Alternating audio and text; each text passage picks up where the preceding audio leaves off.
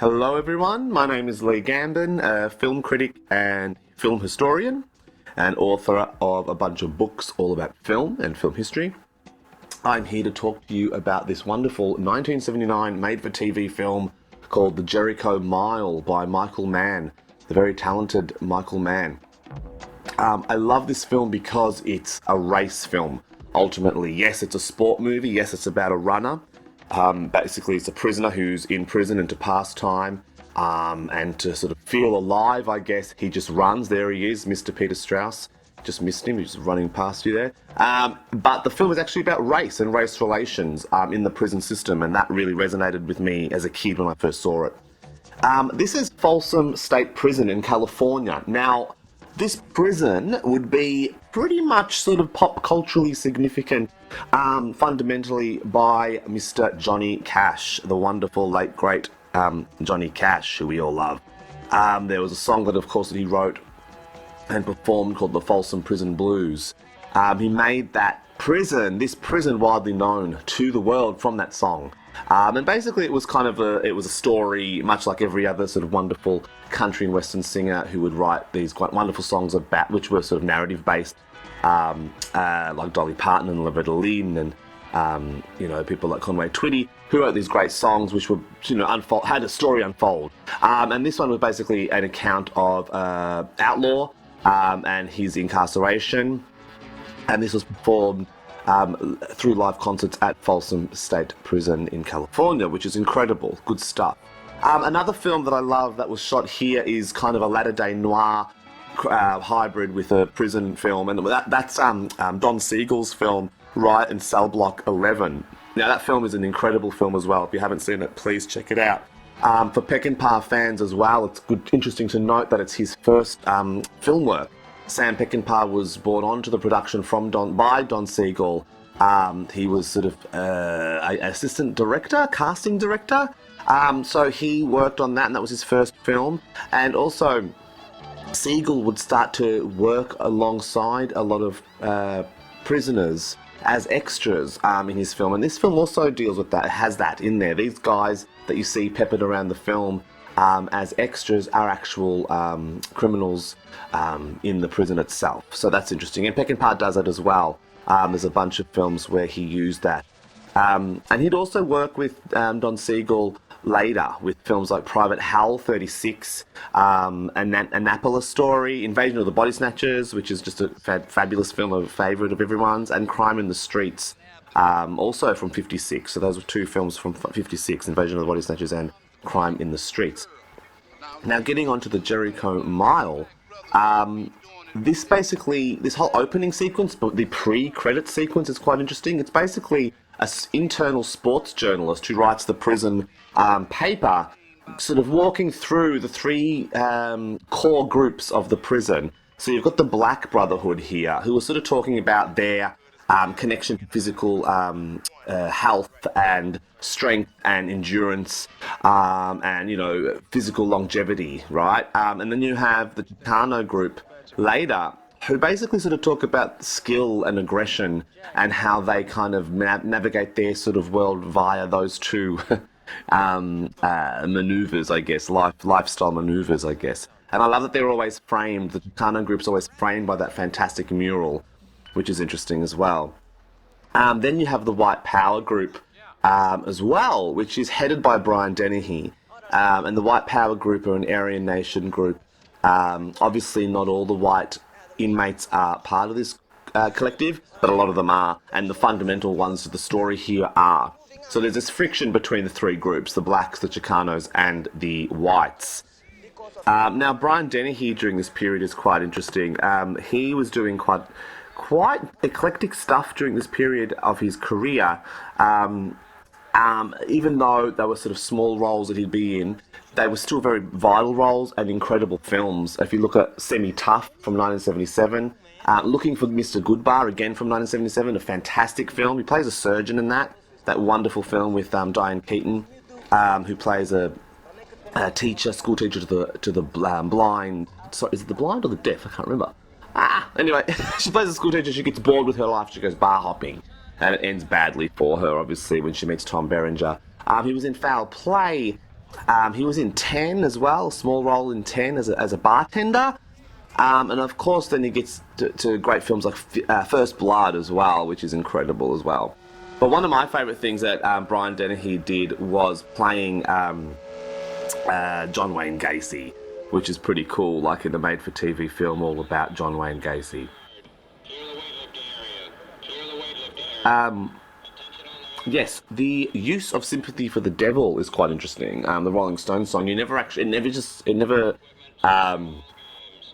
becomes more fruitful as far as its progression. It just sort of has that opening on a loop, pretty much, and it's quite amazing. And it builds tension, and it's kind of got this energy about it, which actually really reflects the prison lifestyle and also the tension that Peter Strauss's character sort of progressively feels as he becomes someone looked upon and scrutinised and pretty much used as kind of a pillar of hope, as well as someone to sort of change his life and shift it around, even though he doesn't want to. And that ending, that last meeting sequence, is just heartbreaking, which we'll get to eventually as the film moves forward.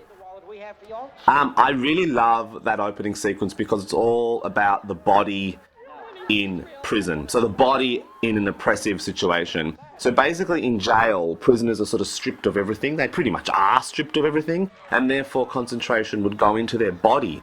I've always loved that sequence in Pumping Iron, the incredible documentary about bodybuilding, professional bodybuilding, with of course people like Lou Ferrigno and Franco Columbo, etc. And there's that great scene where Arnie is at a prison, like a state prison, and I can't remember the prison that he's in, but there's women there as well, but it's a mixed gender prison, I guess, and he's there showing off his physique, flexing for inmates. And it's bizarre, but it kind of makes sense because it's kind of basically, this is something that you can achieve in prison, where all you have is your body and means to actually work on it and get stronger and get muscular and get fitter, and just sort of concentrate on the physical, which is quite interesting. And that's what this film's about, essentially, as well. It's about the body as a sort of beacon of light in an oppressive situation, which is, fundamentally a prison situation. This is quite an amazing, interesting debut for Michael Mann. This would be his first feature film. Michael Mann himself was actually a runner. He was also a student of London's International Film School. So yeah, this was his first film in a career that really continued 3 decades behind the camera. He adapted an original story by a writer named Patrick J. Nolan and created the screenplay. And Peter Strauss, the actor here, who plays the lead, worked with a coach, a UCLA coach, Jim Bush, to prepare for all the running. So it's pretty amazing. And Strauss actually got into a condition to run 4.30 miles, which is quite amazing. So he actually did become this incredible runner during the production of this film, during the making of this movie. So it's quite incredible. So the film originated as a story, like I said, from Patrick Nolan. And Nolan was an English professor. And he had this story brewing, and it sort of sat on a shelf for a while. Then ABC picked it up and produced it. And Michael Mann came in and wrote the screenplay for it. Does a really, really good job on it. It's a fantastic script, a very tight script, and very, very poignant and moving as well. There's a lot of stuff going on in this film. It's quite a beautiful film. And yeah, Michael Mann really does pay a lot of attention to the idea of men bettering themselves in a situation where they probably, have no opportunity to. But here they definitely do, and especially Peter Strauss's character. He definitely does better himself, and as I said earlier, becomes a beacon of light, a pillar of strength and hope for a bunch of people. There's a lot of amazing quotes from Michael Mann. One of them goes to say that he walked by a cell one day, and one of the cells, there were these pictures on a wall of a man and his wife having sex on a conjugal visit. There was a birth of their child in bad black and white photographs, and it rocked me, he says, because I knew enough to know this guy was doing the hardest kind of time. And the hardest kind of time is when you really are in tune with the world that you are excluded from. Every minute, every hour, every day. This is his quote, which is interesting from an interview he did. And also that's a form of reality. This guy was escaping it not at all. And this was very poignant. That became the idea for the character of Style. So that's the Richard Lawson character who gets killed throughout the film. And it's a very sad demise as well. Peter Strauss loved the script by Michael Mann, and he was ready to do the film straight away. He ran 70 miles a week to prepare for the role. And around this time, people doing made-for-television films were getting a set salary, and most of it wasn't massive amounts, but there were definite people who definitely, required certain amounts of money. I know Barbara Eden on A Stranger Within, which is a fantastic horror film, sci-fi film where she has this sort of phantom pregnancy that becomes this sort of reality where she's birthing an alien. She got paid quite a bit of money for that production, and that was pretty much the core foundation of the budget. And for this film, Peter Strauss's fee was $200,000 a movie. He did a couple of films for ABC Movies of the Week as well. I really do, like I said, love the fact that this film is a race film, and there's this beautiful buddy relationship between the Richard Lawson character and the Peter Strauss character, this wonderful black and white friendship that I'm going to get into a bit later as well. I'm really a big fan of black and white friendships in film, starting from, the 30s onwards. There's a lot of great stuff, great content there to discuss, and I will as we move through the commentary. Also, the two cells here, I really love this, the idea of the Murphy character, Peter Strauss's character, working out in a tight space. Like he really just sort of makes it work for him, He pulls out this piping here from the basin and then uses it as a rod to sort of do a workout, which is amazing. It's basically making the best of what you can in a really sort of grim situation. And that's the beauty of this film as well. It's all about that. And that whole idea of the body being the only kind of outlet to do this, to express this.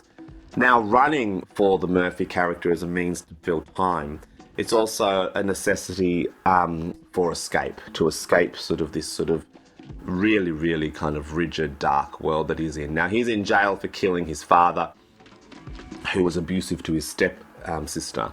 So it's a killing that is kind of warranted. He was, abusive to this girl and would beat her every day and all this sort of stuff. So it's kind of something that you kind of sympathise with.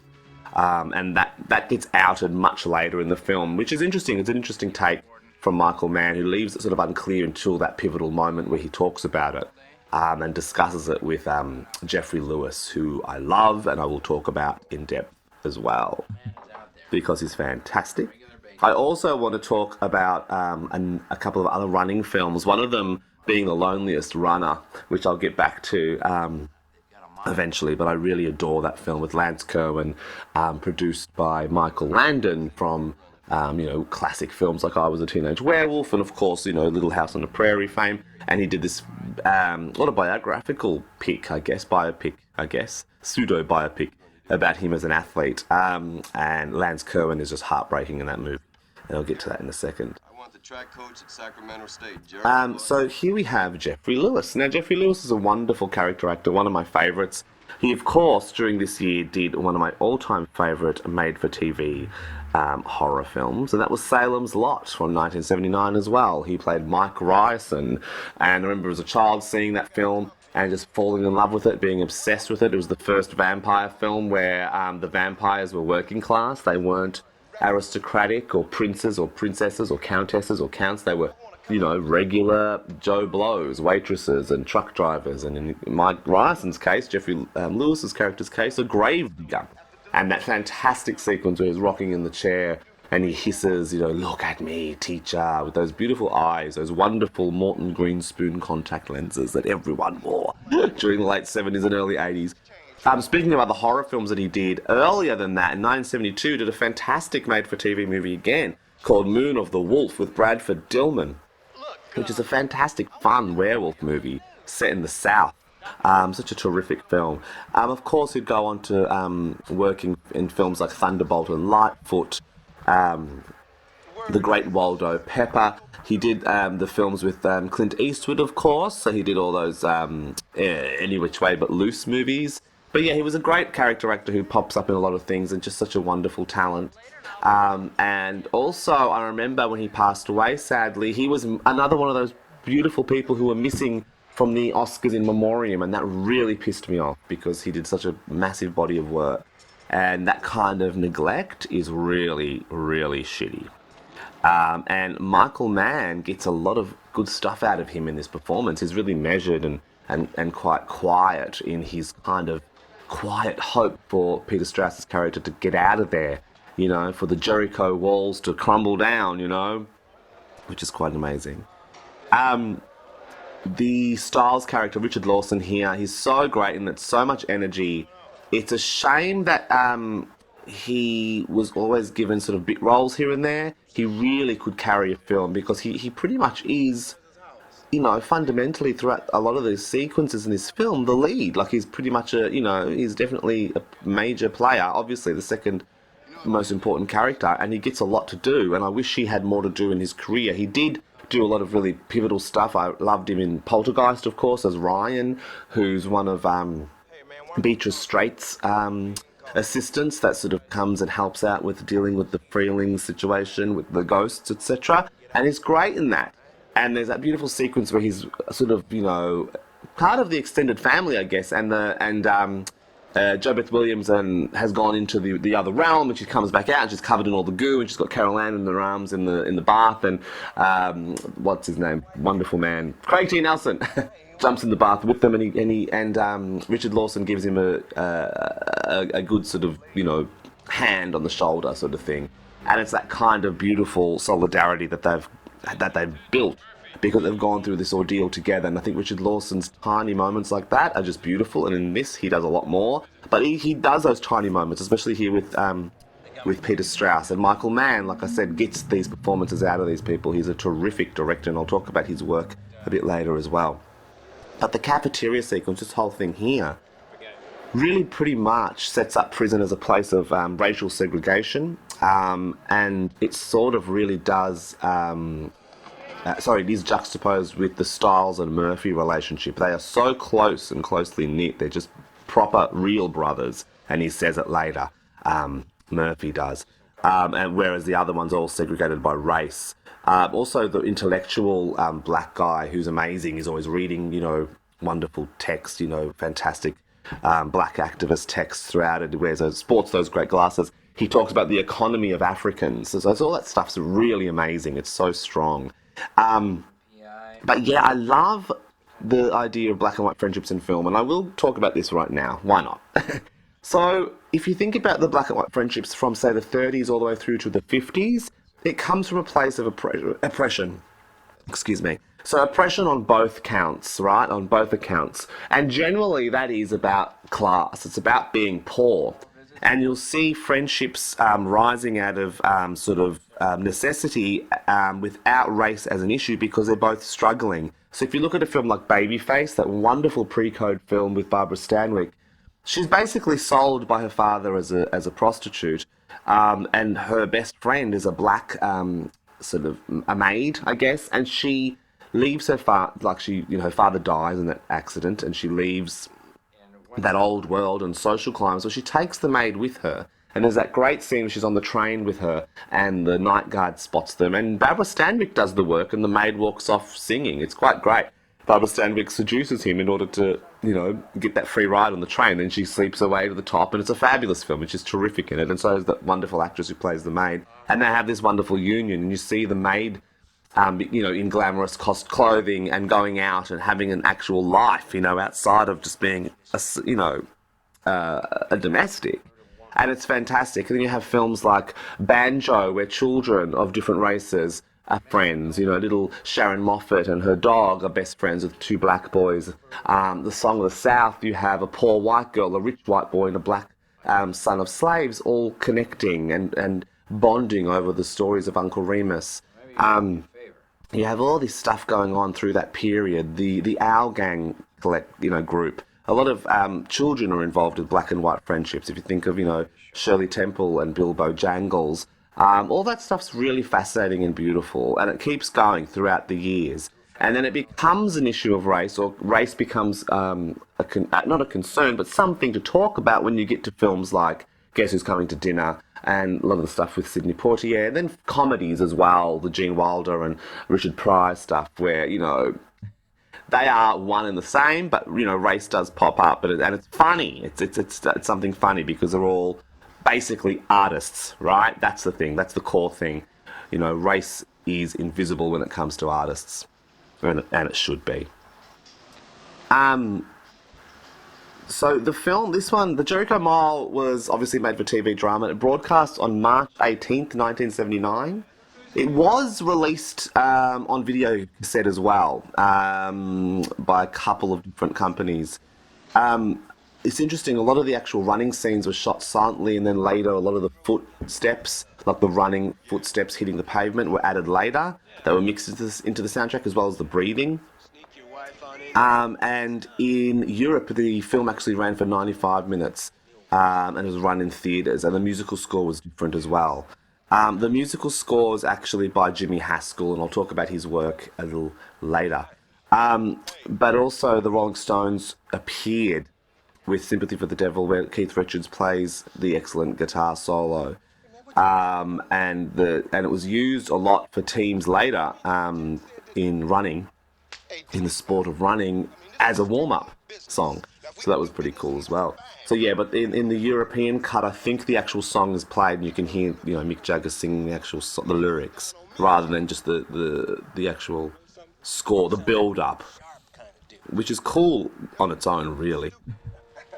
1979 is an interesting year as well. It's a kind of a year of, films about young people sort of rising above an oppressive force, or in the face of adversity. So that's an interesting year for this to come out. There's a whole bunch of these movies, if you think, and also a lot of films about war. Apocalypse Now comes out, 1941. Hair, obviously Hair by Milos Forman is obviously all about, youth rebellion and sticking it to the man, and being antagonistic and confrontational. The Warriors, that does that as well. All that jazz as well, which is basically, a musical about a heart attack, but it's also about sort of fighting against restrictions of art, and basically submitting to addiction and addiction and dedication to craft. Then you have films like The China Syndrome and stuff, so stuff where basically people are sort of questioning authority. And this is what this film does as well. And I love the Peter Strauss character because he does question authority, but then submits to his crime, and admits to it.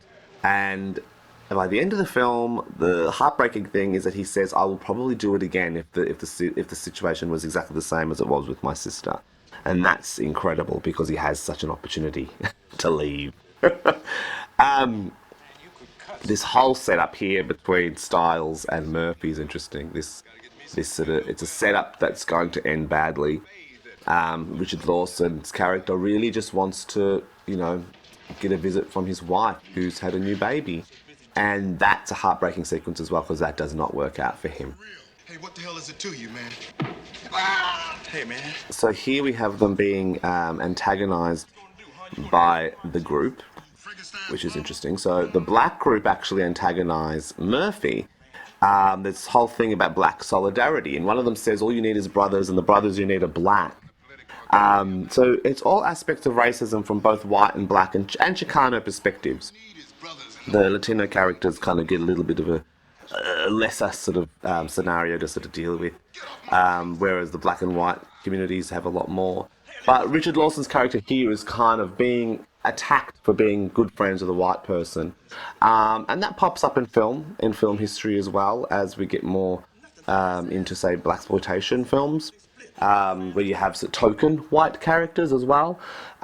It's interesting when you research films such as, which is definitely not part of the blaxploitation canon, but a wonderful film from 1970, I think, The Great White Hope, with James Earl Jones and Jane Alexander, and they play lovers. He plays a famous boxer at the turn of the century, and she plays his lover, and that got a lot of hatred from a lot of bigots, because they didn't want to see a black man and a white woman relating and having a sexual relationship, and a very hot one at that.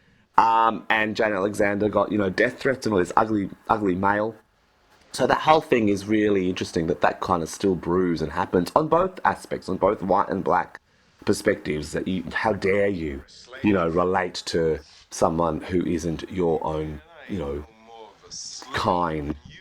That kind of revolting sort of racism that happens and still permeates, of course, in the world, and as reflected in these fantastic films. I do love their cells. I love the massive difference in their cells. Styles, the Richard Lawson's character's cell is decorated, and it's also almost warm and inviting, like you'd actually hang out in there. He's got, a pot plant and all this great sort of artwork decorating it, and also, of course, pictures of his family. And there's a great dialogue here about the idea of slavery. There's really incredible dialogue throughout the film. Michael Mann writes fantastic, strong dialogue. Styles telling Murphy that he doesn't need anybody, and that all he does is run and zone out like a glue sniffer. The tragic concept here of people who don't need anyone. But Styles calls it out as being the luckiest man alive. This idea that Jeff... why do I keep calling him Jeff? The idea of Peter Strauss's character, Murphy, not needing anyone kind of really upsets Styles. He doesn't understand that. Like, Styles is desperate to connect. He's desperate to be back in the arms of his wife and his child, and also just to have actual friends outside of this situation here, this outside of the bars. Whereas this character here, Peter Strauss, Murphy, is completely happy to be on his own. It's kind of like the polar opposite to what, say, Barbra Streisand sings about as Fanny Bryce, and what she laments in Funny Girl with people who need people are the luckiest people in the world, whereas Styles here sort of teases and mocks Murphy and says, "Oh, you must be the luckiest man alive to not need anyone." It's interesting. There's also a scene in a fantastic film that I love with Robert Mitchum and Jane Russell and Vincent Price, called His Kind of Woman, where Robert Mitchum asks Vincent Price, who's this very egotistical, vain actor, a question when they're under threat, they're under gunfire, and he goes, "You don't need people," and he goes, "Oh, this whole dialogue about no, I don't, this whole thing about I'm happy to sort of stay rogue and not commit because then I'll get hurt," which is why he sleeps around and is quite frivolous in his relationships. And that's interesting, that whole thing about being divorced from your feelings and cutting yourself off. Victor Hugo, the wonderful writer, writes about it a lot with his stories, with his classics. For instance, the Fontaine character in Les Miserables shuts herself off. She kills her heart, which breaks her, in order to sell herself into prostitution, in order to save her daughter, to raise money for her daughter, to send money to her daughter. But it kills her that she has to sort of die inside. And that's what this suggests as well. Even though Murphy, Peter Strauss's character, is completely dedicated to running, and that's about living and being alive and feeling, it's also a divorce from the world. It's a detachment from the world, which is very sad as well. He's a damaged man, So just Michael Mann's work, it's an amazing body of work, and I mean there's not a lot of films compared to, say, other directors of this period, of his ilk, but they are all incredible.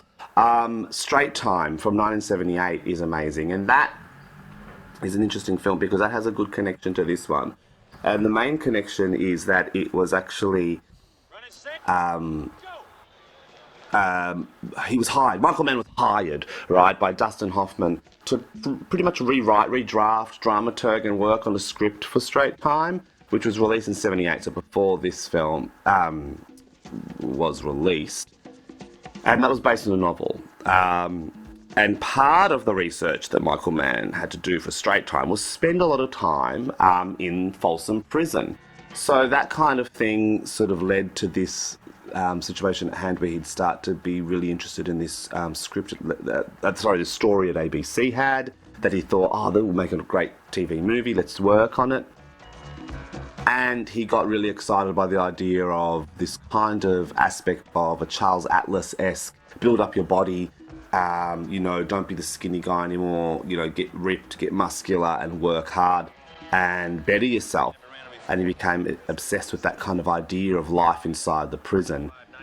He also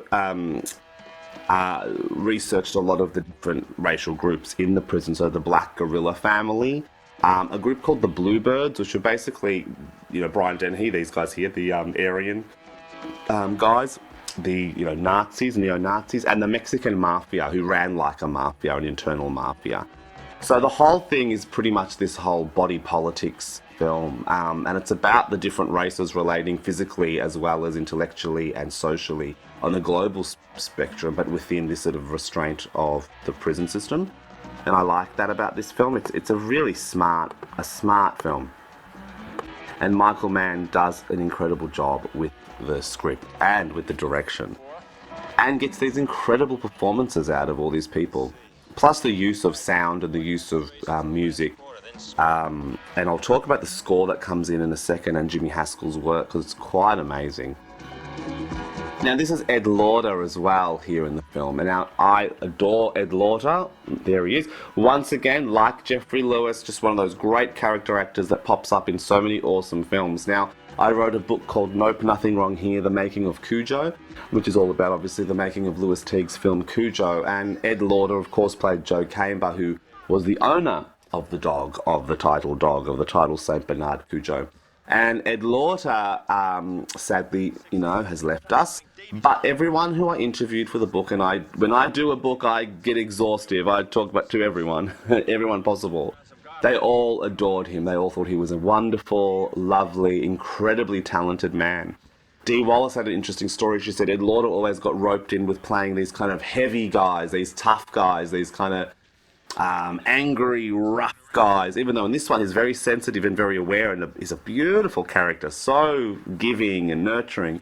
But for the most part, he played, heavies, and especially something like Cujo, where he's not very nice to Kaylani Lee, who plays his wife Charity, not very nice to his son Brett, played by Billy Jacoby, now referred to as Billy Jane, goes by Billy Jane, and not really nice to Cujo, really. Anyway, so his death is kind of warranted, ripped to shreds by his rabid Saint Bernard. But everyone, so Dee Wallace always said that he wanted to play nice guys, and her husband, her wonderful late husband, Christopher Stone, who plays her adulterous lover in Cujo, got the same kind of deal. He wanted to play much more sensitive, nicer guys, and in Cujo he does not play a nice guy. I guess he plays half of a nice guy in The Howling until he turns into a werewolf. But yeah, it was really interesting to hear that. Also, the stunt guy, the guy that played Cujo himself, who was in the dog suit, when Carl Lewis Miller, the animal trainer, couldn't get the dog to do certain work, they'd get the guy in the dog suit. So, the actual St. Bernard zoos in the film were, treated all beautifully and with lots of love and respect. So they got Gary Morgan, who's a short little guy, amazing dancer. He had worked on Pete's Dragon. He was one of Shelley Winters' sons, the Grogans in Pete's Dragon, and with Jeff Conaway. Jeff Conaway was his brother. And Gary Morgan played the dog Cujo, and they've got great photos in that book of him dressed up in the dog suit. But he told me a wonderful story that because he was a dancer, Ed Lauder, and they'd sit around on set for ages, wanted to learn how to tap dance. It was one of his, much desired things, to be a song and dance man, I guess, the classic Hollywood thing. And he got Gary Morgan to teach him how to tap dance on the set of Cujo, which is so beautiful. I love all that stuff as well, just before the idea of the running high. Peter Strauss talks about it Ed Lauder's character says it's like you're floating. The idea of being high while you're running. And then also, you learn that he's a lifer. The Peter Strauss character, the lifer. Now, this actress here, she's pretty much the only woman in the film, Beverly Todd.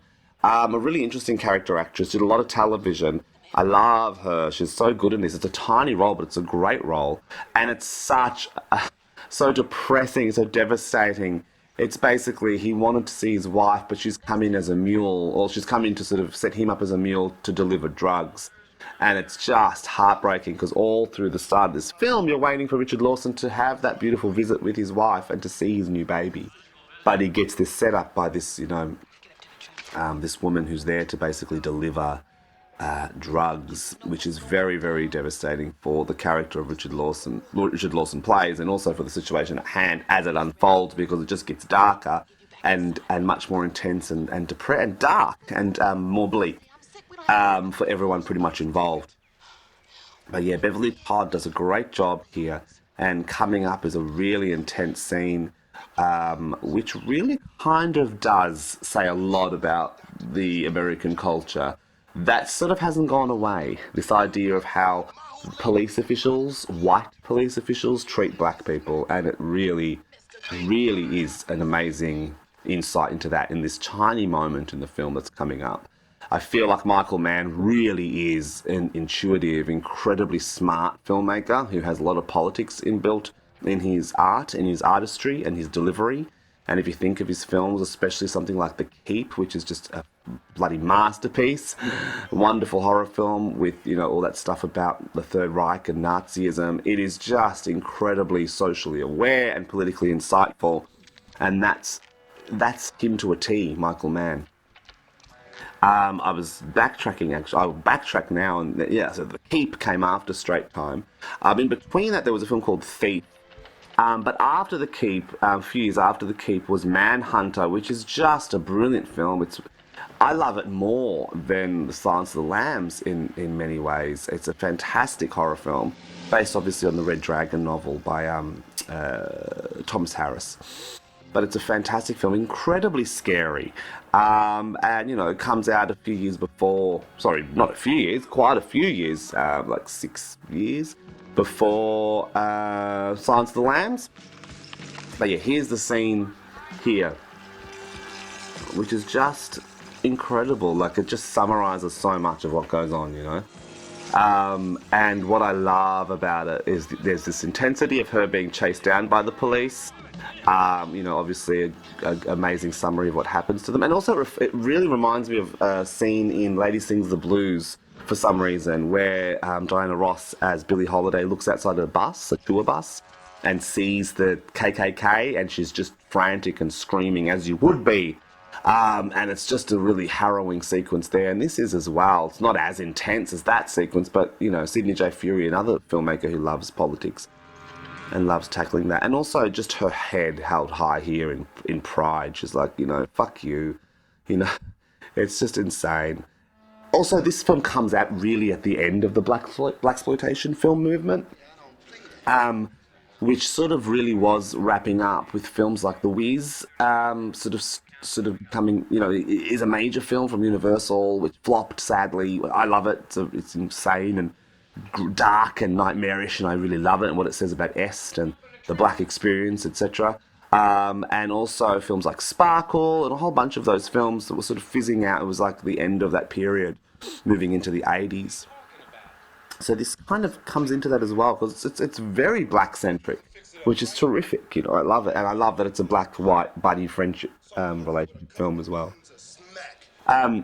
This whole scene's great because I love the fact that Michael Mann is shooting the sequence from another angle. It's the inverted angle that we're normally used to, because here Murphy is giving Styles words of wisdom. So Peter Strauss is actually giving Richard Lawson, you know, advice.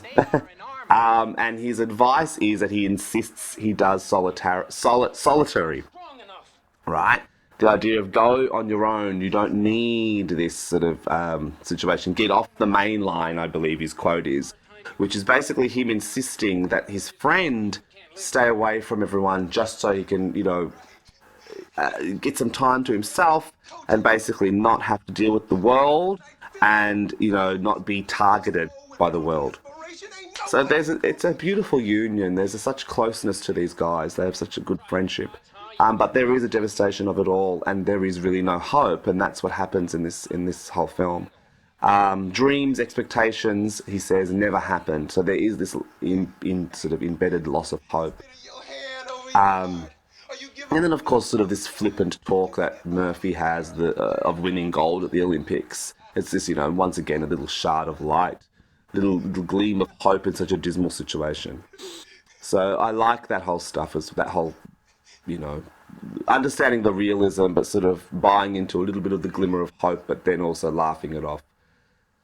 It's such a beautiful performance of Richard Lawson. He is so good, such a great actor. I remember him in Dirty Harry. I think he plays with the gay guy, one of the gay guys that's targeted. But yeah, a really smart actor. Yeah, like I said, lots of television, lots of TV, which is great. But yeah, he carries a film. Like he is so good to watch. He's a really captivating actor to watch, and has yeah like a big body of work, a big filmography. It's funny every time you sort of research him, it pops up with his role in Poltergeist, which is great. But you know, it'd be great if he reprised his role in the second one. I don't think he does. I think Tangina's kind of on her own, isn't she? She does her own thing, Zelda Rubinstein. So this whole setup is interesting because Murphy knows that Styles is basically going to be gone for good if he goes through this. And this whole padlock on the bars, amazing. This setup is all constructed by the Aryan race. Brian Dennehy's character and his mob. And it's all structured, and it's basically poor old Richard Lawson trying to have one chance, and it's ruined. So also, I love that Michael Mann intercuts it with the image of the Nazis' bare chest with the swastika. The tattooed swastika, which is coming up, you'll see it, there we go. And it's kind of subliminal, it's like a couple of times, it's repetitive, and there we go. So 4 times, and then a knife is drawn.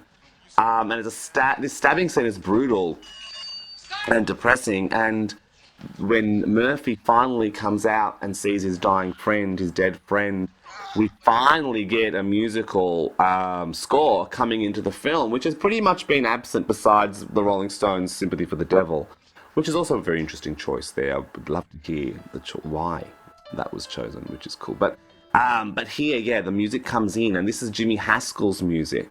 Now, Jimmy Haskell's work here, it feels like it sort of rings similar to Giorgio Moroder's music for Midnight Express, which is another fabulous prison-themed film, a very different kind of prison. It's a different country, a Turkish prison, from Alan Parker, who is such an incredible filmmaker as well, and also another guy who didn't make that many movies, but every film is just brilliant and so different, but then also have this beautiful thematic connection with them. They're all very dark as well. So that image is just so beautiful and sad. Now, Jimmy Haskell's music's quite interesting. His career, one of my favourites, is for Night of the Lepus, the Killer Giant Rabbit movie with Stuart Whitman and DeForest Kelley and Janet Leigh, directed by William F. Claxton, and the music there is so weird and bizarre. It's kind of got like a Western feel to it, because the film is pretty much a Western, directed by a Western guy, and also peppered with lots of people who worked on Westerns, and the whole cast and crew. But then it has this kind of weirdness, bizarre sort of B-picture feel to it, like a throwback. But yeah, Jimmy Haskell's work here is interesting. A lot of synthesizer work, a lot of electronic music, which was coming into the vibe and to the trend of this sort of period. A lot of people like Lalo Schifrin was using electronic music. You get to people like John Carpenter, who would, score his own films with this sort of electronic scope, which is quite amazing to listen to. So it was that transitional period of that period where, full orchestras were still being used, of course, but then a lot of this electronic music was coming into play as well, and sort of mirroring it. It's interesting, talking about Alan Parker, there's that great sequence with Bruno Martelli, one of the students in Fame, Alan Parker's film Fame, and he talks about how he wants to, do all the symphonies with just his hands and just create these electronic symphonies. And the teacher calls them sci-fi symphonies. Who will listen to these science fiction symphonies, which is interesting. It's what's the shift in music in film, as reflected in a film like Fame. So here we have poor old Peter Strauss, sort of, devastated by his friend's death. And Peter Strauss is such an amazing actor. I love his accent. I'm really into the way he delivers, his lines and his voice. He has this kind of, he speaks behind his teeth kind of thing, and it's fantastic. Now, one of my all-time favourite revisionist westerns ever is Soldier Blue from 1970. And he is just terrific in that. He plays the young man who becomes smitten by Candice Bergen's character, who's basically taken in by Indians. She sort of becomes one with the Indians. At first she's kidnapped by them, but then she sort of understands them and sympathises with them and becomes one of their tribe and really respects them and loves the indigenous culture. And he sort of is repelled by that because he's this soldier, during the whole sort of war against the Native American Indians. And that movie is amazing, and his performance is amazing, and she is just knockout. She is just superb, as she always is.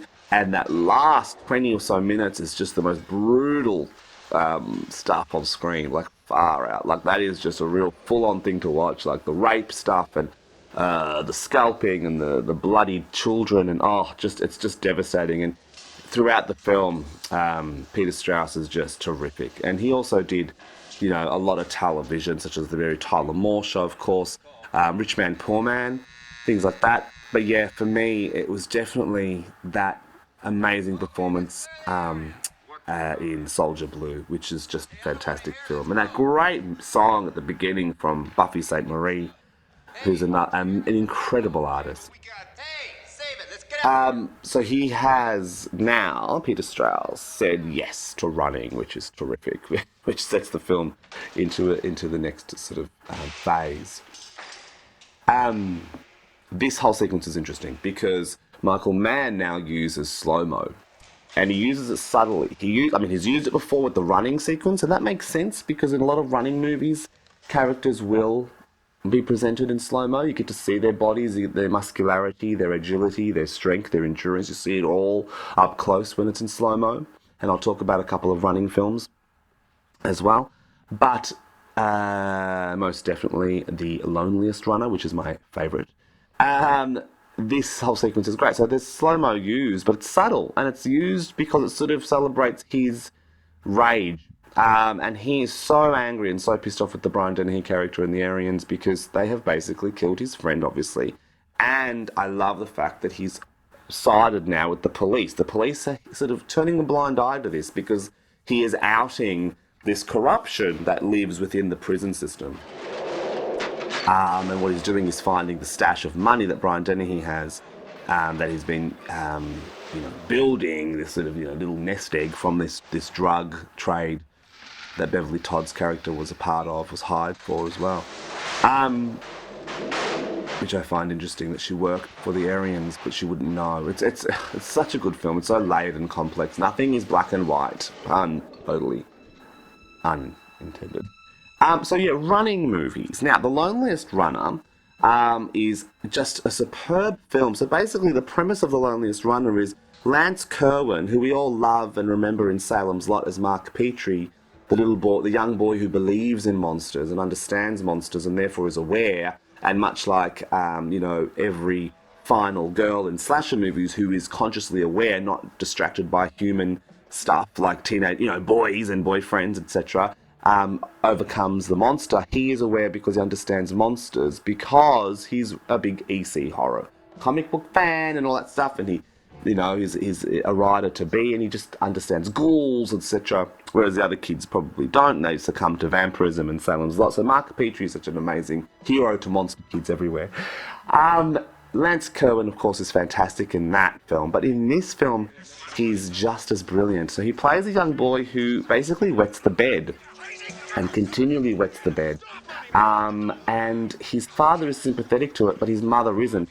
So what happens is he'll grab the sheets and run off to the laundromat to wash them, and as he would do that, he'd get stronger and faster. But then what would happen is his mother would find out, and she would hang the sheets, the soiled sheets, outside the window. So every time he came back home, whether it would be, on his own or with friends or a potential girlfriend, he would be publicly shamed and embarrassed. So that's the premise of it, and what he would do is he would race home before his mother would be able to do it. So that would build up his stamina and his speed and his strength, and he became this world champion runner. And I really love that. It's basically Michael Landon's film, and Michael Landon was an interesting guy who sort of would put his own personal stories, or aspects of them, or fragments of them, in these made-for-TV movies. There's another one, God, the name escapes me, but it's basically about him as a youngster being really interested in acting, and he's vilified or, judged because of his Jewish heritage or being Jewish, and people are really nasty to him. His father owns a theatre, and it's a beautiful film, great film, and the young guy that plays him is really terrific in it. And it's, deals with this horrible anti-Semitism that sort of fuels the suburban landscape of LA during that period. But yeah, I love The Loneliest Runner. Another running film, of course, that we all love and know well is Chariots of Fire, which is very dramatic and very moving, and has a lot to say about solidarity between people who just probably don't see eye to eye but then have to. There's a lot of those kind of films, a lot of sport movies that sort of do that. They sort of mix up a bunch of people and they have to sort of get along in order to succeed. And that's really fascinating to me, because what it does is it sort of suggests that the world is a magpie's nest of different people, and in order to achieve one sole goal, you just have to get along. So there's, Running Brave as well with Robbie Benson. Now, Robbie Benson also did another sport movie, which is a basketball movie with Annette O'Toole. But yeah, Robbie Benson, the king of made-for-TV movies, he did so many of them. One of my favourites is The Death of Richie, the drug one, which is really depressing. The Loneliness of the Long Distance Runner, fantastic film. Personal Best, which is a great film, copped a lot of criticism from queer activists at the time, because the character, the woman that's not the Hemingway, oh my god, her name escapes me as well. She ends up with the man, with the coach. But there's this beautiful lesbian relationship, this beautiful love affair that happens between the two women, these two athletes who are pitted against each other, but have this highly sexual affair. And I love all the sex scenes. They're sort of, willowy and beautiful, and the way, I guess Hollywood wants to sort of depict lesbian sex. It's all.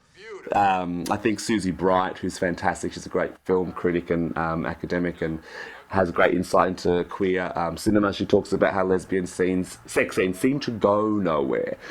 There's never any hunger or anything. It's all sort of very, Playboy-esque, I guess. But yeah, there's a whole bunch of great running films. Obviously, films like Forrest Gump use it. There's a film called The Games from 1970 as well, which is a really interesting film, which sort of follows the motivations for people in games. It's pretty much a documentary, which is a really cool film as well. And also it's a Michael Winner film. It practically is a documentary, I feel. Like it sort of is... Yeah, it sort of reeks of docudrama, I guess. So here we have this whole sequence now where there's going to be a picket of some kind, which is interesting. But before that, there was a whole great sequence where Murphy asks the Ed Lauder character if he's going to teach him how to run right. And Ed Lauder's character responds quite beautifully. He says, look, there's no right and there's no wrong. It's just right for you, for what you want and what you want to achieve and how your body can take your running and what you can do with it. And I like that. It's basically the concept of potential. And what Michael Mann is saying in this film, what he was inspired by, is the idea of being the best you can be, even though the odds are against you. And I think that's the quintessential thing about the sport movie. It suggests that you can do these things and be the best of yourself, and that's the best achievement. I really enjoyed the last Rocky film, Rocky Balboa. That came out because he doesn't win, but that doesn't matter. He's won. It's that essence, and I like that aspect. And all those great sport movies are all about, the best ones are about underachievers, or the underdog who rises against adversity. So yeah, and I love the biblical reference in this film as well, the Jericho thing. Because Jericho, of course, in the Bible was a Canaan city, destroyed when its walls fell down, and I like that aspect. And there's some great imagery that Michael Mann gets here, running down hills, etc. But yeah, this whole sequence here is, the Chicanos and the white rivalry, and it comes out here in this sequence after they have this sort of standoff between the Latino community and the Aryans, that the black inmates have developed sort of an admiration for Murphy. They respect Peter Strauss's character now, and it's kind of probably stemming from the death of Styles, the death of Richard Lawson's character, and I like that. It's a beautiful thing. They're all coming together, you know.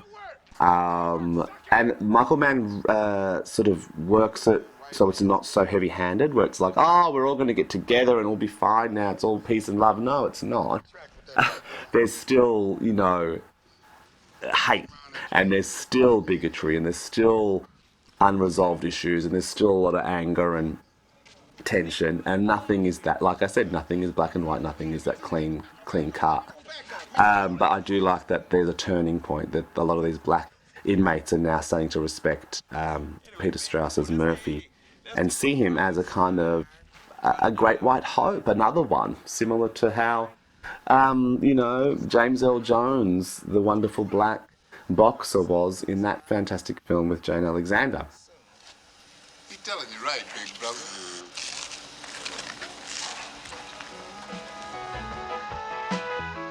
This whole sort of imagery here as well, it gets out of the prison, gets out of the Folsom State Prison, which is nice. It's nice to see the blue sky. It's nice to see, you know, some sort of natural habitat that isn't concrete. So I like that whole stuff, and this whole sequence is, you know, all about Murphy's endurance, the dedication to running as an expression of his emptiness. He is an empty man. There's like a lot of inner turmoil, and it's all under the surface. He gets angry a couple of times in this film, and he plays it so beautifully. Like, once again, Michael Mann knows how to rein his actors in and sort of mould them to do subtlety. That, you know, in Manhunter, when you see that movie, you see the subtlety in performance, and it's chilling, it's terrifying, and then when there's those explosive moments, you get it. So here with Peter Strauss, it's the same deal, which is really beautiful. I love that. It's a really, really well done method. Ed Lauder just doing a wonderful job. It is such a sweet performance. And if you think of his career, he does play sort of cantankerous, mean guys. But then he does play, you know, nice guys here and there, just peppered around. This is definitely his nicest. But for the most part, he's not very kind. So if you look at films like The White Buffalo, I mean, you know, he's not that sympathetic in that. Magic from 1978. He plays Anne Margaret's estranged husband, who he kind of loses to Anthony Perkins, and he's great in that, and he's very gruff, and he's a man of few words, and he's terrifying in that, he's quite creepy, and Anne Margaret's character is kind of afraid of him, and of course he gets a serving, you know, with the help of that terrifying ventriloquist doll, which is such a great film, with Goldman's film. King Kong, he was terrific in King Kong. Of course, he's in Death Hunt. And also he was Sarah Jessica Parker's dad, sort of the gruff, you know, military guy who doesn't like her dancing in Girls Just Want to Have Fun. And there's an interesting story there with Cujo, connected to Cujo. Sarah Jessica Parker actually brought her brother to an audition to play the role of Joe Camber's son, Brett. So they were there for Marcia Ross, who was the casting director. And so she obviously had that strange Cujo connection, and a couple of years later ends up doing Girls Just Want to Have Fun with Ed Lauder as her dad. I like that kind of really cool, interesting connective tissue that films have. Obviously Death Wish 3, he does a couple, the same year actually, I think, as Girls Just Want to Have Fun. That was for Corman's group, and then he did Death Wish 3, which was canon. I think was Death Wish 3 a canon one? It was Michael Winner again, of course, but yeah, I think it was the canon. Yeah, it was definitely a canon film. They did that. And then, yeah, so he did a lot of different various things, which is great. And he was in The Artist later in his career before he passed away, but just an amazing, accomplished man who did a lot of great work. And I feel like he was another one. Yeah, I think he was another genius, once again missing from the In Memoriam at the Academy. I have such a beef with that. I get really pissed off with that, because these are people who I grew up watching and love, and they need to have just that tiny moment of respect, because, you know, they're incredible. We remember them. Film fans love them and remember them, as we do Brian Dennehy here, who's so good in everything as well. He gives his all. And he's played whimsical, nice characters, such as, you know, Cocoon and stuff like that, but then he can play these heavies. This whole situation here, the politics within the prison system is so great. And the black inmates, of course, here standing up to Dennehy and protecting the honour of their dead friend, their dead brother, who they were mean to before. They were sort of, mocking and teasing for being so close with Peter Strauss, with Murphy. But here, in the wake of Stiles's death, Richard Lawson's death, they're, defending his honour. And really resent the fact that he was going to be potentially used as a mule for Brian Dennehy's drug trafficking within the prison system, and especially using that woman as an in and pretending to be his wife, which is the biggest insult. This kind of, no, we've stuffed it up for you. The wife's not coming. It's this girl that's going to pretend to be, and that's this whole facade, which is interesting. That's the biggest blow. That would have been the biggest blow for Richard Lawson's character, whose earliest moments of him reading a letter about, being so joyful and happy that his wife has had a child, etc. I'm looking forward to it. So this whole sequence is interesting, and this whole confrontation, every frame as well in this film is set up as a confrontation where characters are kind of pitted against each other physically or behind bars, and the only kind of connective union that is lovely and warm really fundamentally is the one that's now dead, but that was obviously Peter Strauss and Richard Lawson, but they were always talking generally within their cells, so they weren't allowed to sort of connect. It's this whole thing about men not really being able to connect, they have to be one way with one another. And that way is through violence or aggression. So when you have that really kind of beautiful connective buddyhood between Peter Strauss and Richard Lawson, it's always restricted and oppressed and made stressful and not exactly warm, and not allowed to be warm, not allowed to grow. And then it's of course severed and killed. It's interesting when you watch a whole bunch of westerns, or The Descendant of the Western, which is the action movie, the idea of male relationships. A lot of those films, a lot of westerns and action movies, the most important relationships are the most meaningful are shared between men. And there's a sort of overwhelming sort of expression or unsaid feeling that they can't get too close because then it's queer, or then it's something different or weird or bizarre or odd, and it's not natural, and it's definitely not masculine. And prison films are pretty similar. Midnight Express is a perfect example of that, because what it says, what Alan Parker's saying there is, Brad Davis's character is so ruined by a stupid mistake that he finds no solace, no companionship, no refuge, except with this one guy who, showing him some tenderness and compassion, ends up becoming sexual. And there's that great shot of them in the shower room, and they kiss, and then he pulls away, and it's a very obvious shake of the head no, as if to say, yes, I appreciate this tenderness and this this warmth after I've just been abused and ravaged by the system, this horrid system, but I'm still quote unquote a man and I can't submit to this. Which is interesting, the whole idea of protecting masculinity, and even talking about looking for Mr. Goodbar a while back in the commentary, just referencing it because of Brian Dennehy's connection to it. That's what basically kills Diane Keaton. It's Tom Berenger's character defends his masculinity by killing her because he goes to bed with her. He's gay. He has a relationship with wonderful actor, passed away, Retanya Alder's late husband, Richard Bright.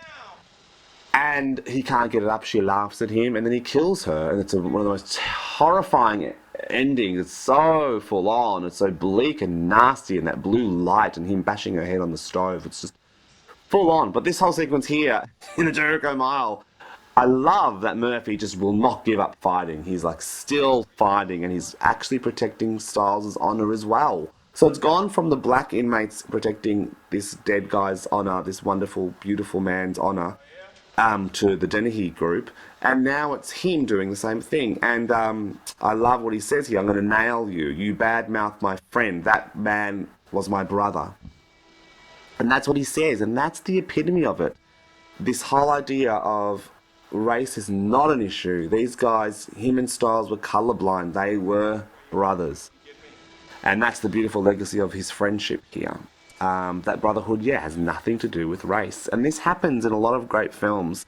And like I said earlier about the whole black-white relationship film, is that it's generally about classlessness, or, about class, So it's about people who are poor, or in a state of oppression, or having to join forces to just be alive, to survive. And you get that throughout the years. And if you look at television in the 70s, was amazing. So people like Norman Lear, who created all these terrific TV shows where you have Maud, where you have wonderful B. Arthur and Esther Roll talking on screen together and chatting about men and about the world and politics. It's just terrific. It's so great. So that whole thing where ideas and concepts were changing, and I love seeing photos of people like B. Arthur and Esther Roll just hanging out on set, because these women were artists. They didn't, it wasn't about being white or black. They were artists, and I love that. I think that's something that's really important and should be championed. But that mural, I really love that mural, because it really just sets up, it's the framework for the Chicano group, which I think is amazing. I like that. It's kind of, it's like Los Angeles is ultimately their domain, It's a Spanish-founded city or something. I don't know, and that mural kind of is in response to it, I guess. I don't know. I remember like when I've been to LA, it's so Spanish and it's gorgeous, and I love that. And a lot of the Art Deco stuff really does look Spanish and Spanish influenced, and a lot of the streets and side streets in Los Angeles just ring true to a sort of Latino Hispanic culture, and I love it. I think it's beautiful, and it's once again a nice magpie nest of different cultures, the white and the black and European and Chicano, and I think it's great. Los Angeles is an incredible place. I think people who live there kind of probably take it for granted. And also because so ingrained in film culture, people forget that. But when you're so removed from that in Australia, and you're a kid, you're watching all these films, it's another world. I love that line in The Boys in the Band. What's his name? Michael, the lead character, Kenneth Nelson plays him. He says, "Yes, I was in Hollywood, which has nothing to do with California." I love that. It's like its own world, It's pretty cool. I love this scene here as well. Here we go, where the solidarity made between the blacks and the Chicanos are taking on the neo-Nazis. So the evil white inmates, who are the Nazis, they are the ones that are going to be overthrown, because what happens here now is the Latino character there, the head of the Chicano group, says, "I'm a nigger too," which is amazing. And then the black guy says, "I'm Mexican too." This whole idea of their solidarity taking on these racists, the actual core racists, whose politics come from a revolting, nasty Nazi regime that should totally be wiped out and be dead, but it still, permeates within these sort of, disenfranchised, angry white people who, have no real clue. Anyway, so this whole thing here as well, and it's also about labor rights as well. Like the Latino group are kind of, I guess they're kind of reflective of the labor rights thing. I love that he says, "Can you dig it?" which is a great quote. And once again, of course, used beautifully and made very popular subculturally and pop culturally by the Warriors. With "Can you dig it" being a kind of war cry, which is great, which is what's happening here. It's this great rumble. And yeah, it's this the violence that breaks out really kind of leaves these racists to the floor, to the ground, and you either submit to a new regime or you piss off, which is amazing. I love that white out there as well. And now here what happens is the unity is born, and sadly it had to come from violence, but some people just don't listen, especially racists, especially Nazis, neo-Nazis. But yeah, here they have the core racists of the white community who've basically been outed, ostracized. They're out. That's it. We don't really see them much anymore. And the good whites, the whites that aren't really part of that regime, or just did it because they were scared and terrified of, being vilified or being abused by Dennehy and his gang, are now reformed and join forces with the blacks and Chicanos to work on the track for the hero of the piece, the sort of tangible hero of the piece, which is Peter Strauss's Murphy. So I like this whole coming together with the soil, and it's also kind of, it's interesting because I guess they're working on this new race track, but they're also, it's like ye old America coming together and creating community, farming, and laying down the soil and laying down the fields and planting the new seeds of hope. And that's what this film really talks about. It's about hope. Michael Mann would also do one of his latter films in the early 90s was Last of the Mohicans, which is interesting because that's very much an amazing, obviously a massive epic drama, historical drama through the French and Indian War. But there's so much stuff going on there, of course, with race and with dignity and Native American Indian representation and solidarity, and also finding their feet and finding their own personal hope. And it's a fabulous film. It's a beautiful film. Look, it's a rich, gorgeous, big, stunning spectacle, but there's so much going on, and I feel like it gets overshadowed by something like Dances with Wolves, but I feel it's much better, a much better handled film. Heat, of course, he directed as well, which is a terrific crime film with De Niro and Pacino. But yeah, such an amazing artist, Michael Mann. Really, really smart filmmaker. This whole scene's great as well. The inmates giving Murphy food. I love that. He's their hope. He becomes, their pillar of hope, and I like that. But he's sort of perplexed by it. Doesn't understand why he is, and I like that as well. It's cool. It's kind of a Christ figure. You've got the Jericho wall reference of the Bible, but it's also like this biblical a Christ figure kind of role. Who resurrects himself by running, I guess. But he's for the people. He becomes a messiah, I guess. Can we use that term, maybe? But I like that. Each member of each race comes up to him and gives him a handout. And it really kind of, to me, it kind of looks a lot like the end of West Side Story, where the dead Tony's splayed out on the floor. And after Maria announces that she also has hate, because that's the personal tragedy of that film, is that it's not that people die, it's that Maria, the only character without any racism, learns to hate.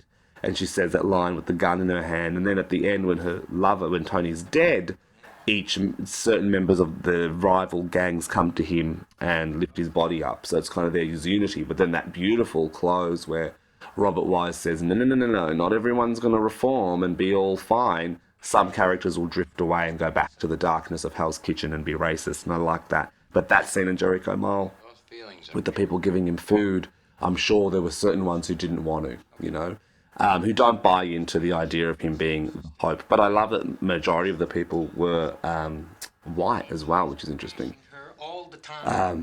And I walk in on coming to learn. This new learning, a higher learning, it's great. And they all say good luck, all the races coming together to celebrate Murphy as their champion, their newfound champion. So this whole scene here, this is where Michael Mann has let you sort of, I guess, go, okay, so he's in for life, he's killed someone, what's the story? And then he now lets you know. So there's a confession about his crime. And Peter Strauss's character talks about his father bashing his stepsister and endless abuse and this possible molestation, etc. And all that sort of stuff, nasty, dark stuff. So Geoffrey Lewis's character here understands the motives. And Geoffrey Lewis, just watching him listen, like, that sounds funny, but, an actor just to listen, like, look at that. He's taking it in, those eyes and those mannerisms. He's just an incredibly accomplished actor who just knows how to just sit back and listen. And when you watch that stuff in films like Salem's Lot as well, you see that, or when he's sort of delivering his monologue about, him succumbing to darkness and sitting at the restaurant and looking really, all fucked up because he's just been bitten or whatever. It's beautiful because he's taking in what David Soul's character's saying and what Luair's character's saying as well. So it's just a really great performance. He knows how to listen. And I like that about these performances of Jeffrey Lewis's. I also love that Murphy here, Peter Strauss says, someone's got to stop this bad seed. I did what I had to do. But then it shifts. There's this beautiful thing where he starts slipping into a monologue about being held up on his father's shoulders. So the idea of a guy that he's killed was once not so awful. And that's really moving. And that's what I love about this film. There's complexity and depth, and not everything. Once again, it's a bit of a recurring adage, but nothing's black and white, and it makes it more interesting to sort of go into, especially for TV movies, where a lot of times, because you're running on a short amount of time to make a film or to tell a story, things have to be clean cut, and this is a bad guy, this is a good guy, and let's not go in too deep. But TV movies like this do, and they force you to think about what causes something, cause and effect, and what makes someone do something, and it complicates things, because also TV movies, you have to remember, are also issues based a lot of times, so therefore they do force an audience to sort of re-question or rethink what they thought of a social situation or a social theme, whether it's drug addiction or prostitution or abortion or rape. You have to sort of re-question your standing points on it. I remember seeing The Rape of Richard Beck and being blown away, which is the film where basically the misogynist cop gets raped, and he doesn't, he's horrible throughout because he sort of questions women's, women telling him that they were raped, and he's like, did she deserve it? And he's a nut, he's a piece of shit. But then he's raped, and it flips it. And I remember seeing that as maybe in my early teens, going, whoa, that is amazing. That is incredible television, where it's so confronting and smartly handled that you kind of go, this is so important. Like, TV movies are so important because they can tell you that stuff, economically, as far as time goes. They don't have to spend too much time on it. They can do it quickly and swiftly for the next commercial break, and you're sort of in the mix of it, and I think that's really cool. Also, the time restraints of TV movies does help with dialogue and help with the way the story's told, because everything's so concise and condensed. There's no real time for artsy dilly-dallying, really. It's all about story, plot, and themes, and I love that. I really do love themes in made-for-TV movies because they're so direct. And this spills over into TV shows as well, whether they're TV dramas or sitcoms. It happens as well, which is great. So more training, of course. Just before there was that beautiful sequence of him running in the field, which is kind of a carryover from his description of the sun gleaming on the water, being carried on his father's shoulders and looking over to the water, and it's gleaming. And then here, of course, it's earthy. It's the golden field. What do they expect me to do? So I like that connective tissue. This kind of, once again, a beacon of hope. More training, of course, here now with Ed Lauter. And I love Ed Lauter's investment in the Murphy character. It's questioned here. Finally, it's questioned. Murphy, Peter Strauss, says, what are you getting out of all this? He just flat out asks him, he goes, what are you getting out of all this? And Lauder's response is pretty much, I've been waiting my whole career for someone like you to come along. It's kind of this, God, it's like, it's weird. For some reason, it reminds me of Peter Coyote's response to Henry Thomas in E.T., which comes out a couple of years after this. The idea of, it's a miracle that E.T.'s here, and I've been waiting for this ever since I was a little boy, and he came to you. And I love that. It's kind of like, for some people, things pass them by, and then if they witness someone else experiencing that, they really want to jump in and live vicariously through it, because, it's something they never had. I guess that's why there's a lot of stage mums, and dads who have sons who or daughters who can play the sport that they never did, all that kind of thing. I think that's maybe why, that whole thing of, I wish I had that, but I don't, but someone else does, and I want to see it all, and I want to experience it, even if it's vicarious. And also that last shot before we got to this sequence here with the sun setting, The film does a lot of that. It's got the sun setting, it's kind of closure, and also the biblical stuff. It's quite religious. It's interesting how Michael Mann maybe, I don't know, subliminally adds this kind of religious element, the whole idea of the sun setting, and because the sun would have, the whole idea of the sun setting after Christ's resurrection, etc. But that whole thing, yeah. Anyway, there is biblical stuff in this. It's called the Jericho Mile, for God's sake. Anyway. This whole sequence as well, the whole body, like his feet, like it's, I grew up on body horror movies, and a lot of them are really beautiful comfort films for me, because I go, yeah, it's all operatic and big and grotesque. But when you watch films about sport or dance, or when characters have to push their bodies and it's all quite realist, they're not turning into giant flies. It really is full on to watch. Like, it's really confronting, like the way people stretch out do things with their bodies. Even films like Pumping Iron 2, The Women, where you see like someone like Bev Francis, who's this friggin' amazing mountain of a woman. Proud to say she's from Geelong, here in Australia, near Melbourne, a town near Melbourne. And you just watch her working out, and the other women, it's like, wow, this is insane. It's incredible. And you're sort of in awe of this kind of lifestyle. And yeah, both Pumping Iron and Pumping Iron 2, The Women, do this. They sort of showcase the body stretching to the limit of doing what it can do. For spectacle, for sport, for a theatre of some kind, It's amazing.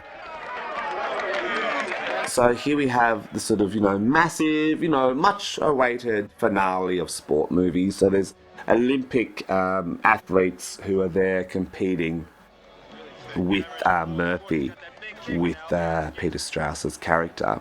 So it's basically all building up him winning, really. Once again, the underdog in the sport movie, who's not an athlete. He's just someone who has spent his time in prison running, competing against actual legitimate athletes. So a lot of these extras here are all genuine article inmates. So that adds, this element of authenticity. And the Olympic runners, I feel they are as well. Not inmates, but genuine article athletes, runners. But it's amazing. I love that Peter Strauss, put his body through this and did this. It's amazing. I've always loved that with actors who will do that. If they have to do dance training, they'll go, crazy with it. Not crazy, but they'll just do it. They do this amazing work. If they're playing a gymnast, or if they're playing a football player, or whatever they're playing, they'll go through it. Boxers, if you think of stories like Robert De Niro during Raging Bull, all that sort of incredible training. Sly Stallone, of course, with Rocky. All that sort of stuff is really amazing to me. I love that, because it's just sort of what they should, obviously, like it's an obvious thing, but then it's like they don't have to, but they do it. I think that's great, and it goes earlier than that. I love James Cagney. When he played boxers in a couple of films, actually, and you can see the physicality in his athleticism. Burt Lancaster as well, an amazing trapeze artist. And when you see him in something like The Swimmer, the Frank Perry film, you see how fit he is and how healthy and strong he is. And he's older in that film, that's late 60s. So all these amazing talents who would work their bodies like this. I remember speaking to Piper Laurie, and she did a lot of those Universal films with Tony Curtis, and she did a lot of tumbling, and these were films, sword and sandal kind of films. And she talked about how she loved using her body, and she loved to do all this sort of tumbling and rolling and athleticism and acrobatic stuff, and it was really appealing to her because she could do all that in these films. She was allowed to do all that, and I think that's amazing. It's really cool. I love just the physicality of acting, and especially when it's driven to a point of extremity where you're actually doing sport and athletic sort of stuff, this kind of thing, this endurance running. Because he's gone through all the gamuts of different kinds of running throughout this film, from sprinting to, long distance running to doing marathon running, and it's amazing, and you see it in his physicality and his performance. So there's this beautiful moment. Everything is great for a while, and I do love it. He becomes the hero of the people. And that nice little acknowledgement there with the Olympic champion. You know, you won, you did it. You know, it's legitimate. It's not a put on, and you deserve it, and everyone else here deserves it. This glimmer of hope, regardless of what horrendous crimes these people are in jail for.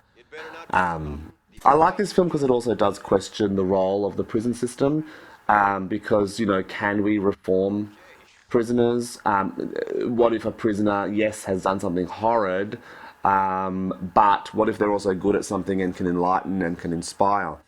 You know, do we champion that as much as we've sort of persecuted them for doing something wrong?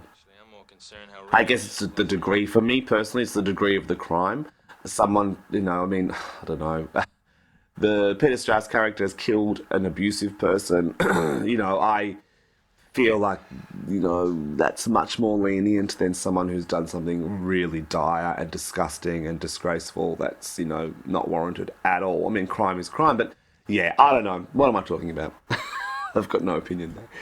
I like that little moment as well. You know, he hasn't really seen women for a long time, and you don't even think about that, but there's a little taste, quote unquote, of the outside world. So this whole sequence here is the clincher for me. This is, you know, everything devastating about the keep, everything devastating about Last of the Mohicans, is wrapped up in this scene here. So it's basically sort of the idea here of the issue of rehabilitation. Strauss's character is asked, are you reformed? Are you sorry?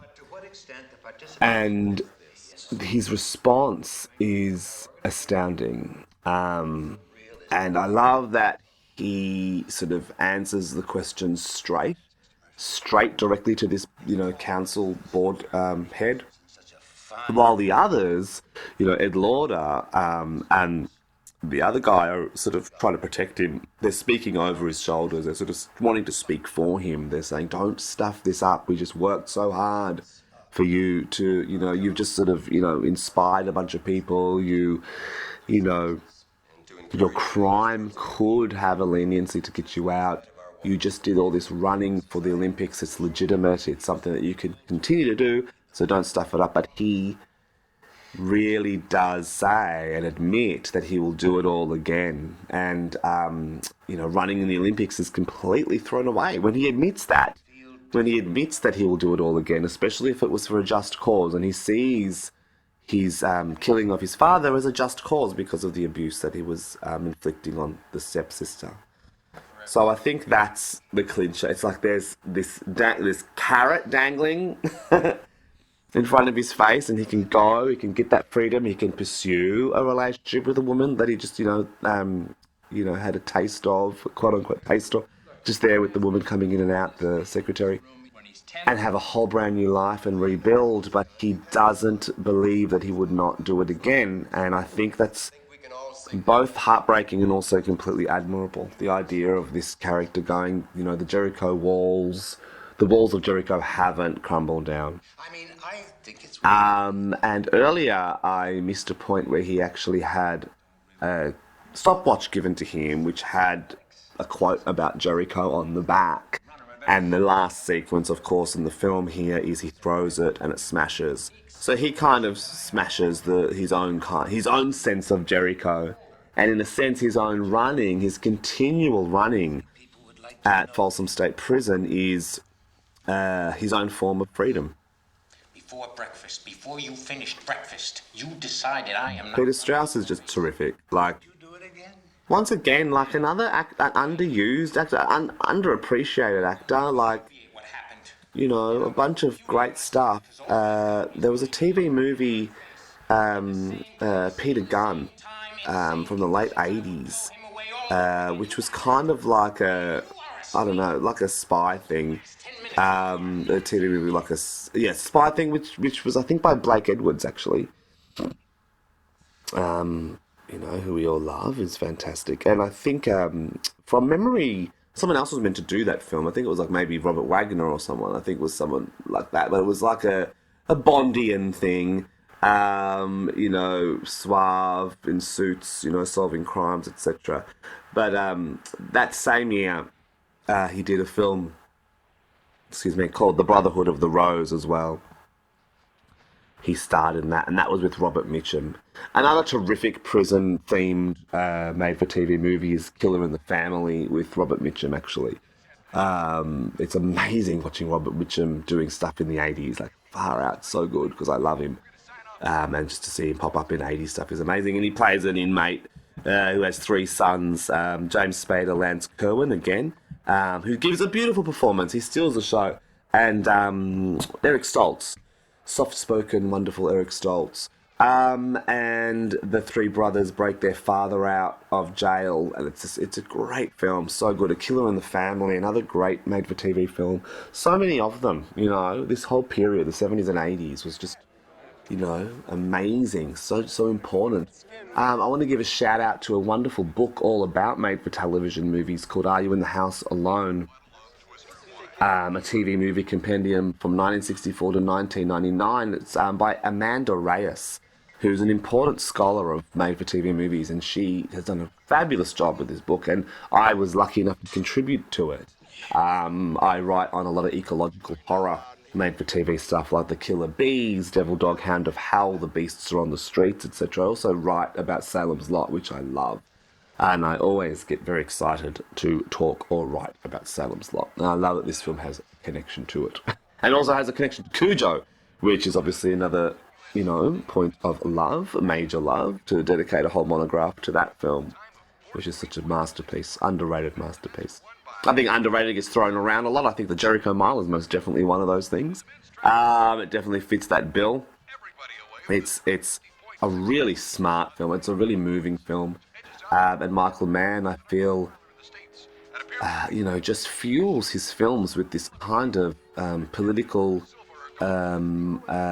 assessment and critique without hammering you over the head with it. And also really gives you subtlety in character dynamics where it's not overtly and overly sentimental. It's just so quietly understated and poignant. Friendship between these two men, now one of them's gone, is just so palpable and real and honest and loving and warm.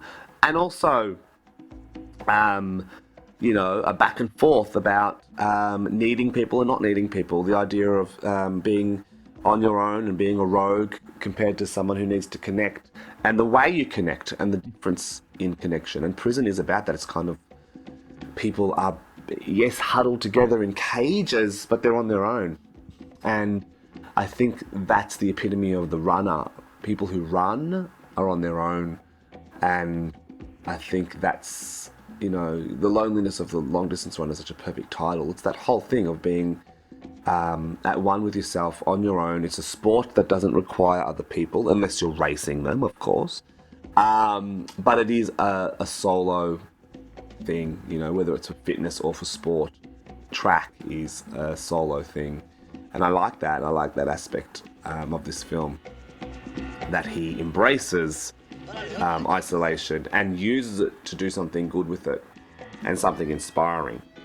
So this film won awards, was incredibly well received, lots of love for it, and did very well as far as the ratings went.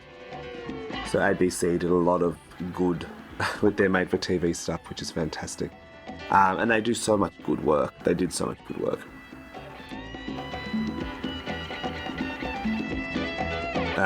Peter Strauss really loved working with Michael Mann. There's a great quote. He just basically says, I just adore him. He's one of the finest directors I've ever worked with. If he asked me to do something that was for the pits for me, I'd do it. He actually mentions Three's Company, the Susan Summers, John Ritter show, and he calls that the pits in his quote. And I'm like, no, don't. Three's Company's great. But, each to their own. He goes on to say, Peter Strauss goes on to say, The Jericho Mile is not a film about prison or prison reform. There are no rape scenes in the shower, no banging of cups on dining room tables. It's a study of a human being who's at the lowest point of our social structure. To care about him, find ways to create in him hope and expectation. It's one of the most extraordinary films I've ever made for TV. And yeah, it is. It's incredible. It's a classic. It's also I think it was the 7th highest rating show, which is, amazing, of that week. There's a lot of competition in 1979, lots of stuff made. But yeah, a fantastic film, a great effort from Michael Mann, who would go on to do really interesting works. I haven't touched on Thief, really, from 1981. That was a sort of neo-noir film, and it had James Caan, who's basically a thief who cracks safes from memory. And Tuesday Wells in it as well, and I love her. It's got music from Tangerine Dream, who of course did lots of great work then, Near Dark and Firestarter and Sorcerer, all that sort of stuff. Really cool music. Once again, the whole boom of electronic music in film, and this is no exception.